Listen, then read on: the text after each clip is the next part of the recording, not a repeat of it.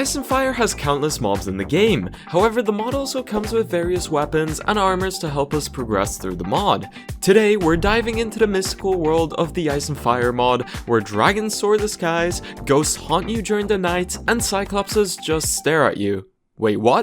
In this guide, you'll learn about all the weapons and armor this mod has to offer, and in which order you can obtain them. Whether you're just starting out or looking to take on the fiercest beasts in the game, there's something here for everyone. Also, 98.6% of you guys are still not subscribed, so make sure to hit that sub button if you can. We'll begin with the early game gear that will help you survive your first encounters with monsters and gradually work our way up to the legendary weapons and armors that can turn you into a true mystic hero. So grab your pickaxe, ready your sword, and let's jump into the world of Ice and Fire. Let's start off with some early game stuff that's easily obtainable. Copper can be used to obtain weapons and armor, however, don't even bother getting this unless it's the first thing you find in the game, as it's pretty useless. The sheep disguise armor is used to protect you from the Cyclops. If you crouch, it tricks the Cyclops into thinking you are a sheep.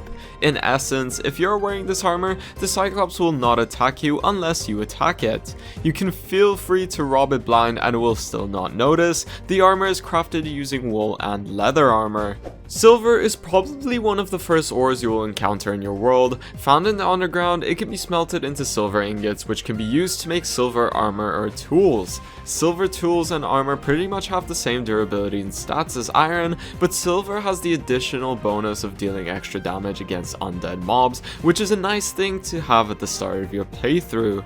Keep in mind you must mine out silver using an iron level pickaxe or higher to obtain it. Another way of obtaining silver is scavenging ice dragon caves and roosts for chests, as they usually appear there, however the safer option is to mine them.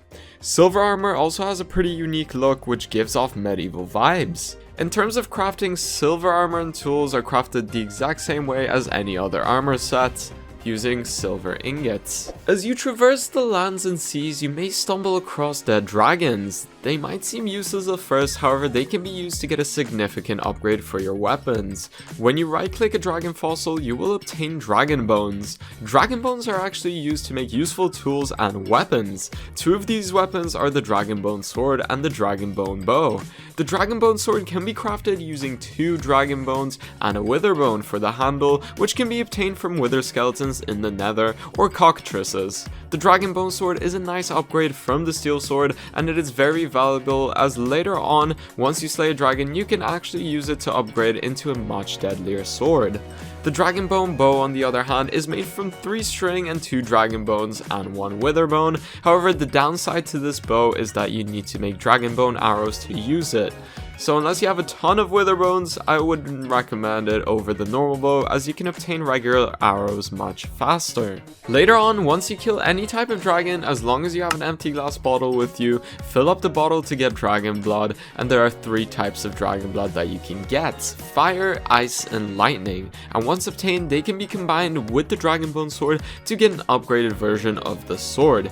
Do keep in mind though that the dragon bone sword has to be on full durability in order to be combined. If combined with fire blood, the sword ignites foes, knocks back enemies, and has an extra +8 damage to ice dragons.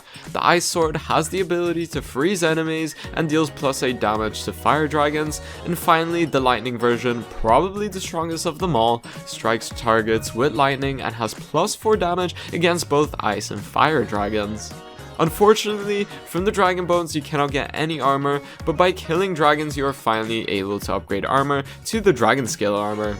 Now let's go over some weapons and armors you can find mid-game. The Amphitheater tool is a legendary weapon that knocks back entities, up and back, and disables shields. It deals 5 attack damage and has 1.6 attack speed. This can be crafted with a stick, 2 wooden planks, 4 obsidian, and 2 amphitheater feathers, the feathers being obtainable from slaying amphitheaters, which can be found in the jungle biomes. You can also make amphitheater arrows, which are ammunition that can be used for your bow that knocks all mobs back with the power of the amphitheater's wings. Moving on to cockatrices, the cockatrice scepter is a legendary weapon that withers targets when used and can target multiple close entities.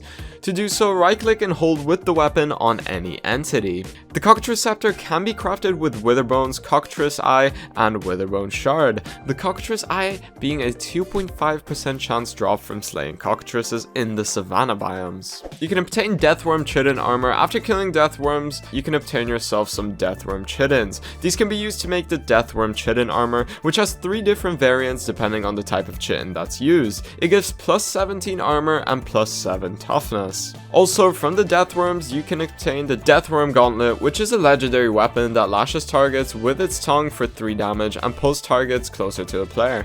They can be in 3 colorations, and this just depends on what color of chitin you use to craft it: tan, white, and red. To use it, right click on the target. The gauntlet is crafted using 5 chitins, iron chains, and the deathworm tongue, which is a 2.5% chance drop from a deathworm upon death. The Gorgon head is a drop obtained from slaying a Gorgon. The Gorgon's head is a one-use item that can turn one mob of your choice to a statue, just like the live Gorgon does.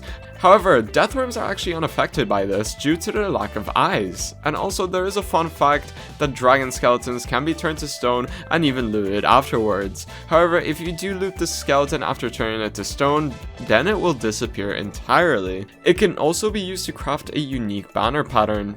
But in my opinion, this weapon isn't much use as you can only use it once, so choose wisely. The Hippocampus Slapper is a legendary weapon that is crafted with a stick and a hippocampus fin, which can be obtained from a hippocampi.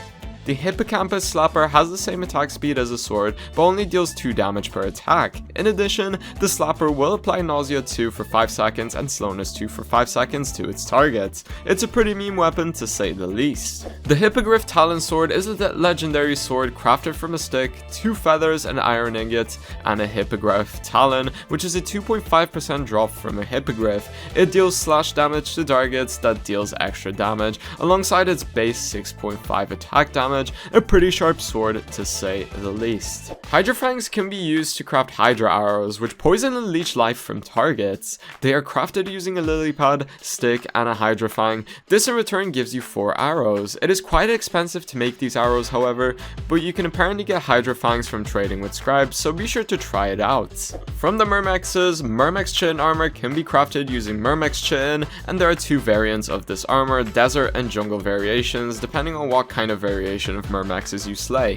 The armor set gives you plus 20 armor points. But also, you can obtain the Myrmex Stinger sword by crafting it with sticks and a Myrmex Stinger, which can be obtained from Myrmexes. The sword does 3 damage per hit but has a chance to poison. Although it does 3 damage, it actually does 7 damage as you gain an extra 4 points of damage against non-arthropod mobs and deathworms. The Pixie Staff is a legendary weapon that is crafted with a blaze rod, pixie wings, and a diamond. Pixie Wings being a rare drop from pixies. Using this weapon consumes pixie dust, which can be farmed from pixies to fire a projectile that does low damage but makes enemies levitate into the air. The Tide Trident is a legendary weapon associated with the Sea Serpent. The Tide Trident can be crafted with 3 Sea Serpent fangs, 2 Sea Serpent scales, a diamond, and a dragon bone. The weapon does 13 damage and it can pierce through multiple enemies at once. It works relatively similar to the vanilla Trident. Tide arrows are ammunitions for bow and are not affected by water. To craft these tide arrows, you need sea serpent scales of any color, sticks, and sea serpent fangs. The Siren Flute is a powerful weapon associated with the Siren. You can obtain Siren tears and shiny scales by farming sirens. The Dragon Bone Flute can be crafted by iron ingot and 2 dragon bones. The actual Siren Flute requires a Siren tear, a Dragon Bone Flute, 7 shiny scales, and when used, the Siren Flute will make most nearby mobs temporarily fall in love with you and make them become passive for 10 seconds. Stymphalian arrows are arrows crafted using Stymphalian bird feathers, as opposed to normal feathers. They have the special ability of being unaffected by gravity, making them very useful at long ranges. That would be hard to hit with normal arrows. The Stymphalian bird dagger is a legendary weapon associated with Stymphalian birds. It can attack like a normal sword, but it is very quick and does 6 attack damage, equal to an iron sword. and has a whopping 3 attack speed. It can be crafted from a stick and 2 Stymphalian bird feathers, and there is some lore behind this weapon, as it was forged from the metal feathers of the Stymphalian birds, and it is also said that only Hercules himself could wield its speedy and mighty power. A lot of people also say that this is just a phantasmal blade, but worse, and I can agree as their stats are a little bit similar other than the damage. The Troll Leather Armor set is a special type of armor that grants you a percentage resistance to projectile damage. To craft Troll Leather Armor, you need 22 leather troll, and it does matter what kind you use, and 2 troll tusks. Troll tusks are obtainable from slaying trolls. The main benefit of Troll Leather Armor is its special built-in projectile protection effect. With every piece of armor equipped, the player takes an additional percentage damage decrease when stuck with projectiles. It also comes in 3 different variants: Forest, Frost, and Mountain. It gives plus 17 armor and plus 4 toughness. Trolls also have a chance of dropping their 1 out of 7 weapons. These are the Axe, Stone Column, Mossy Column, Frosted Coal, Hammer, Tree Trunk, and Frosted Tree Trunk, and depending on the type of troll and what they're currently holding that you slay. These weapons also look pretty funny while held, since they're absolutely huge. The Dragon Scale armor set provides higher protection than Diamond armor, but is the 3rd strongest armor in the mod. The scale comes in different colors depending on the dragon type and color: fire, ice, or lightning. It is obtained by slaying dragons and collecting their scales. Dragon Scale armor is crafted using different types of dragon scales and repaired with the same type of scale. The color of dragon scales used will determine the color of the armor, but will not contribute to the functionality of the armor. And honestly, the armor looks sick, making you like sort of dragon. But trust me, there is much stronger armor in the game that awaits you later on. So let's discuss some late game weapons and armor. The Phantasmal Blade is another possible upgrade of the Dragonbone Sword. Add a Phantasmal Ingot and Dragonbone Sword into an anvil together to obtain this weapon. The ingot can be obtained from slaying ghosts, which have a 2.5% chance of dropping it. The sword deals 11 damage and is pretty fast. It can also throw ghost blades that pass through blocks and damage mobs by left clicking. The projectiles themselves deal 5 damage. The Tide Guardian armor set is a special set of armor that provides water breathing and provides strength when wet, increasing levels with full set. They are in 7 color variations: blue, bronze, deep blue, green, purple, red, and teal. To craft Tide Guardian armor, you need 20 sea serpent scales of any color and 8 shiny scales. The total stats of the armor are plus 23 armor and plus 10 toughness, making it easily one of the strongest armors in the game. The Dragon Steel set is by far one of, if not the most powerful sets in the Ice and Fire mod. It is made from Dragon Steel ingots, which are obtained from Dragon Forges. This is a very tough set to get, as you first need to build out a Dragon Forge, which requires a little over 5 stacks of Dragon Scales to make the blocks for it. Oddly enough, it is also not an item, but rather a 3x3x3 cube build. Once built, you need a tamed stage 3+ dragon to power the forge with its breath. Also, to add to its complexity, note that the type of Dragon Blood, Dragon Forge, and Dragon must be the same. A Fire Dragon Forge, Fire Dragon Blood, and a Fire Dragon will produce Fire Dragon Steel ingots. An Ice Dragon Forge, Ice Dragon Blood, and an Ice Dragon will make Ice Dragon Steel, and it works pretty similarly for Lightning Dragons. Once obtained, you can craft the armor and weapon set. The armor set provides protection against Dragon Breath attacks, making it easily one of the best armors to have in the game. You can also craft the Dragon Steel armor for your dragon for added protection. The armor comes in fire, ice, and lightning variants and gives 34 armor points in total. It also looks insanely epic in my opinion. You can also craft the Dragon Steel swords, which act as a direct upgrade to the Dragonbone counterpart. These swords have the same effects as the Dragonbone Blood versions, however they are much more powerful. They are made by combining a Witherbone with the corresponding Dragon Steel ingots. They are one of the best weapons in the game, as they deal 25 damage a hit and can easily take down the most foes. You can also make tools with the Dragon Steel ingots, but I would consider this the most powerful armor set in the game.